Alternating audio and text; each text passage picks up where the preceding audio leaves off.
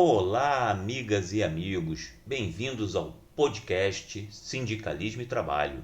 No episódio de hoje, nós vamos responder a seguinte questão: o sindicato pode pedir ao MPT a revisão de um TAC sobre contribuição assistencial?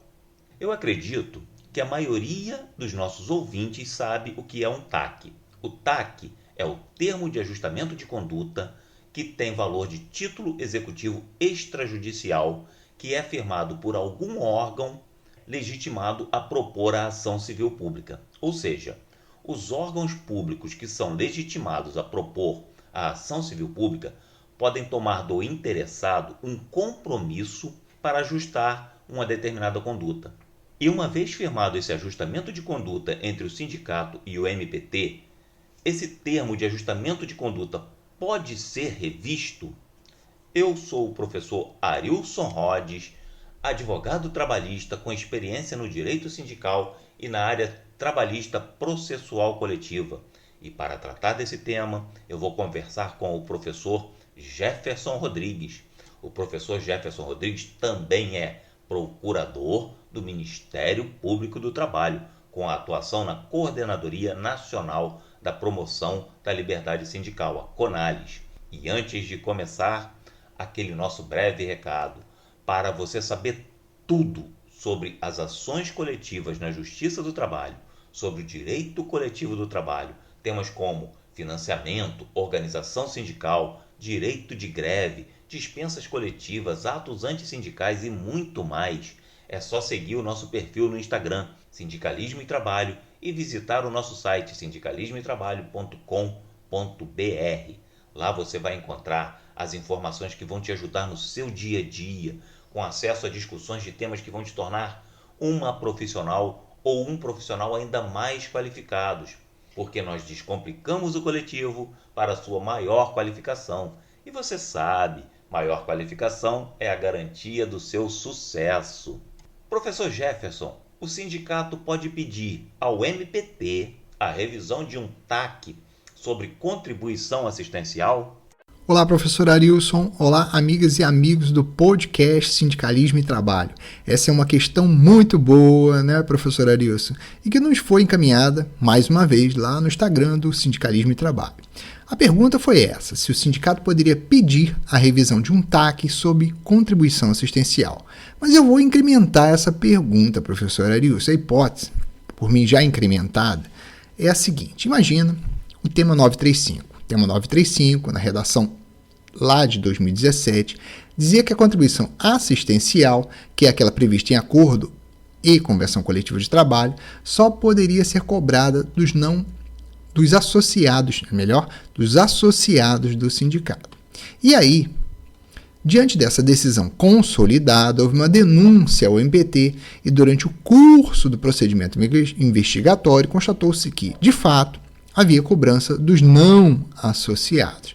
Note-se que a redação da tese 935 de 2017 do STF sequer admitia a oposição individual do trabalhador e, com isso, o membro ou a membra do MPT, adotando então a tese 935 original e também na forma da jurisprudência do Tribunal Superior do Trabalho, e aqui estou me referindo ao precedente C19 e à orientação 17 da SDC, do TST, decide chamar o sindicato para uma audiência. Na audiência, o MPT propõe um TAC com o sindicato profissional, de forma que ele assuma a obrigação, sob pena de multa, de não mais cobrar a contribuição assistencial, independente da oposição individual, ou até de não prevê-la em norma coletiva.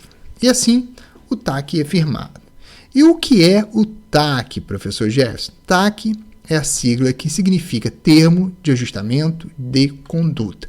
É um acordo extrajudicial proposto pelo Ministério Público do Trabalho para que o investigado corrija a sua conduta aos termos da lei. E aqui eu vou abrir um parêntese para trazer duas informações importantes para você que está ouvindo o nosso podcast. Primeiro, todos os órgãos públicos legitimados a propor a ação civil pública podem tomar do interessado o compromisso de ajustamento de conduta. Repare, órgãos públicos. O sindicato, na qualidade de associação civil, pode ajuizar uma ação civil pública, mas não pode tomar compromisso de ajustamento de conduta. A segunda informação importante é o seguinte: o termo, ou a rigor da lei, o compromisso de ajustamento de conduta tem eficácia de título executivo extrajudicial. Isso significa que, descumprido, a execução promove a execução direto. Entendido?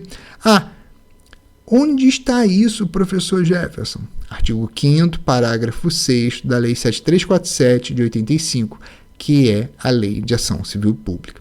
Fechando parênteses, firmado o TAC, o tempo passa, o tempo voa, e chegamos em 2023, quando o STF, digamos assim, conclui o julgamento, né, e revê o tema 935 e diz que pode prever a contribuição assistencial em norma coletiva e cobrar dos integrantes da categoria que foram beneficiados, né, pela negociação coletiva, independente da filiação ao sindicato, observado o que eles chamam de direito de oposição ao trabalhador. Nós sabemos que o tema 935 está com pedido de vista, neste momento, do ministro Alexandre de Moraes. Mas digamos, em hipótese, que o STF conclui o julgamento no sentido com o qual propôs o ministro Luiz Roberto Barroso. Então, digamos lá, pessoal, a rigor o MPT, através da CONALES, que é a Coordenadoria Nacional de Promoção da Liberdade Sindical, tem hoje a orientação número 20, que, como o próprio nome diz, orienta as procuradoras e procuradores do MPT a nem atuar mais nessa questão de contribuição assistencial. É a orientação número 20 da CONALES, que foi aprovada em 5 de outubro de 2022, portanto, antes mesmo do início da guinada do STF no tema 935. Mas vamos lá. O sindicato pode pedir ao MPT a revisão de um TAC sobre contribuição assistencial, que, no caso, proibia a cobrança da contribuição assistencial dos não filiados? Pessoal, a resposta é sim. Pode pedir. É perfeitamente possível que o sindicato faça esse tipo de requerimento. Aliás, é o que está previsto no artigo 14A da Resolução 69 do Conselho Superior do Ministério Público do Trabalho, e que tem a seguinte redação: quando o órgão oficiante, quando o órgão oficiante reputar ineficaz para restaurar a ordem jurídica o termo de ajustamento de conduta, por ele celebrado ou por membro diverso, ou quando surgirem fatos novos modificando significativamente as situações fáticas ou jurídicas, deverá indicar em despacho fundamentado os efeitos imputados ao instrumento, as medidas que considera necessárias para saná-las, bem como a proposta retificadora do TAC ou sua anulação, remetendo os autos à Câmara de Coordenação, que decidirá a matéria. Vou parar por aqui e fechar parênteses. Perceba o seguinte: o artigo diz respeito ao membro oficiante reputar ou analisar o fato, mas é perfeitamente possível que o sindicato provoque essa análise encaminhando o requerimento. Algumas observações. Primeiro, imagine que você firmou um TAC, que o sindicato firmou o TAC com um procurador e agora tem outro procurador atuando no ofício. Faz o pedido para quem? Pessoal, o pedido deve ser dirigido ao titular atual do ofício, que analisará o requerimento. Aliás, você peticiona no inquérito qual foi firmado, apresenta os seus fundamentos, as razões pelas quais você pleiteia a alteração do TAC ou sua anulação, se for o caso, e pede apreciação do titular do ofício. Nesse caso, observe bem, na hipótese de não ter sido o atual titular que firmou o TAC, ele vai analisar o pedido e dará ciência a quem firmou o TAC lá atrás, para, se quiser, se manifestar em 5 dias úteis. É o que está previsto no parágrafo 1º do artigo 14A da Resolução 69 de 2007.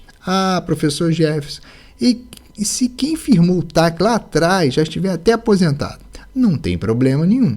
Tem previsão lá no parágrafo 2º do artigo 14A da Resolução 69 de 2007, que diz que fará às vezes, nessa hipótese, o coordenador de primeiro grau da Procuradoria Regional do Trabalho e, na sua falta, o procurador-chefe. Mas, professor Jefferson, minha dúvida é o seguinte: E se o procurador entender, a despeito da mudança da redação da tese 935, a despeito da mudança que ocorreu lá com a lei 13467, que acabou com a contribuição obrigatória, que não vai mudar o TAC, que o sindicato pode cobrar dos não associados. Essa pergunta, pessoal, é típica de nós seres humanos, não é mesmo? Nós vivemos criando problemas imaginários. O camarada nem fez o pedido de revisão, mas já está lá sofrendo e sem dormir, porque o pedido, eventualmente, pode ser indeferido. Bom, gente, preste atenção. Essa é uma pergunta que não tem uma resposta na Resolução 69, que eu citei aqui e apontei para vocês. E aí? Eu vou responder e apresentar aqui para você o meu raciocínio jurídico, e é importante frisar, na qualidade de professor aqui do Sindicalismo e Trabalho. Vocês sabem bem, eu sou procurador do MPT, mas a minha opinião aqui não tem nada a ver com entendimento institucional, e sim um raciocínio jurídico como professor. Vamos lá. Eu vou partir do seguinte princípio: todo órgão tem controle, e o Ministério Público não é diferente. Perceba como funciona. Diante de uma notícia de ilicitude, o MPT, à vista de indícios de autoria e materialidade quanto a fatos que são de sua atribuição atuar, ele instaura um procedimento próprio de investigação que se chama inquérito civil. Esse inquérito civil, que tem como objetivo colher provas para formar a opinião do membro que conduz o inquérito, ele pode basicamente ter duas possíveis soluções. Primeira, pela existência da ilicitude. Nesse caso, concluindo o inquérito civil, no sentido de que a notícia de fato encaminhada lá atrás ela é procedente, ou seja, existe a ilicitude, nesse caso, pode ser firmado um acordo extrajudicial com o investigado, um TAC, e se não aceito, o MPT pode ajuizar uma ação civil pública. Presta atenção numa coisa aqui. Nesse caso, quando o MPT age e o Poder Judiciário julga, há uma espécie de controle da ação. Entendido? Então vamos voltar lá atrás. Digamos que na conclusão do procedimento investigatório, o procurador entenda que é caso de arquivamento. Ele verificou que não existe o indício de autoria ou materialidade, ou que as provas não conduziram para a conclusão no sentido da existência ou não da existência da ilicitude. Então ele vai promover o arquivamento.